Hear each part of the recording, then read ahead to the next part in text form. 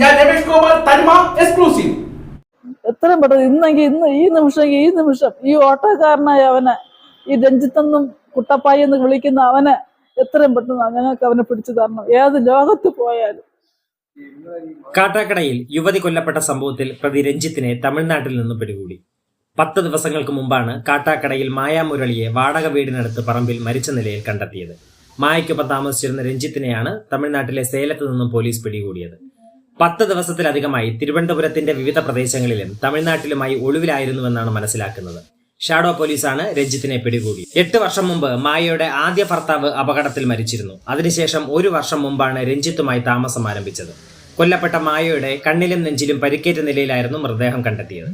തുടർന്നുള്ള അന്വേഷണത്തിൽ പ്രതിയായ രഞ്ജിത്ത് മായയെ സ്ഥിരമായി ഉപദ്രവിക്കുന്നതായും ബന്ധുക്കളും നാട്ടുകാരും മൊഴി നൽകിയിരുന്നു.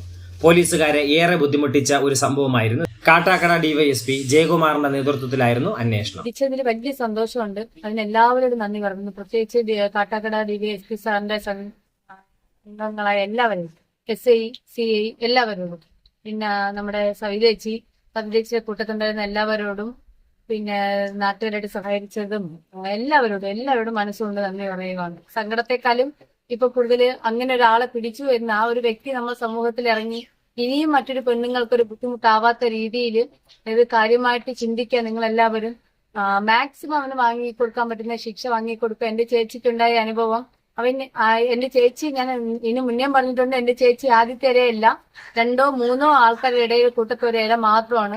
ഇനി ഒരിക്കലും അവന് ജാമ്യം കിട്ടിയിട്ടോ അല്ലെങ്കിൽ ശിക്ഷ ചെറുതായി പോയി തിരിച്ചിറങ്ങി നാട്ടിൽ വന്നിറങ്ങി എന്റെ ചേച്ചിയെ പോലെ ഒരു ഇരയെ തപ്പി ഇനി ഒരിക്കലും പോകരുത്. അതിനെ മാക്സിമം എല്ലാവരും ശ്രമിച്ചുകൊണ്ട് അതിന് കടുത്ത ശിക്ഷ വാങ്ങിക്കൊടുക്കണമെന്നാണ് എന്റെ റിക്വസ്റ്റ്. ഈ കഴിഞ്ഞ 8-ാം തീയതി കാപ്പാക്കട വെച്ചുണ്ടായ ഒരു യുവതിയുടെ മരണവുമായി ബന്ധപ്പെട്ട് നമ്മുടെ ഹാർവിയിടത്തുള്ള ഒരു പെൺകുട്ടിയെയാണ് കാട്ടാക്കട വെച്ചിട്ട് രഞ്ജിത്ത് എന്ന് പറയുന്ന, കുട്ടപ്പൻ എന്ന് വിളിക്കുന്ന 31 വയസ്സുള്ള അയാള് കൊല ചെയ്യുന്നത്. അപ്പൊ അതുമായി ബന്ധപ്പെട്ട് ഇപ്പൊ ഏകദേശം 12 ദിവസം പിന്നിട്ടപ്പോ തന്നെ പ്രതിയെ പിടികൂടാൻ വേണ്ടി കേരള പോലീസിന് സാധിച്ചിട്ടുണ്ട്.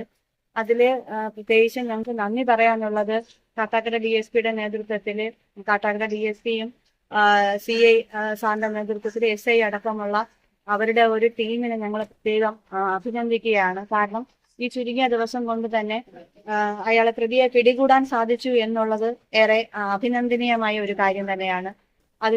അതിന്റെ പിന്നിൽ പ്രവർത്തിച്ച ഞങ്ങളുടെ പ്രദേശത്തുള്ള കുറേയധികം നാട്ടുകാര്, കുറേയധികം യുവാക്കള്, പൊളിറ്റിക്കലി ഞങ്ങളെ സഹായിച്ചവരുണ്ട്. അങ്ങനെ ഓരോ രീതിയിലും പല രീതിയിലും സഹായിച്ചവരെ എല്ലാവരെയും നന്ദിയോടെ ഈ അവസരത്തിൽ ഓർമ്മിക്കുകയാണ്.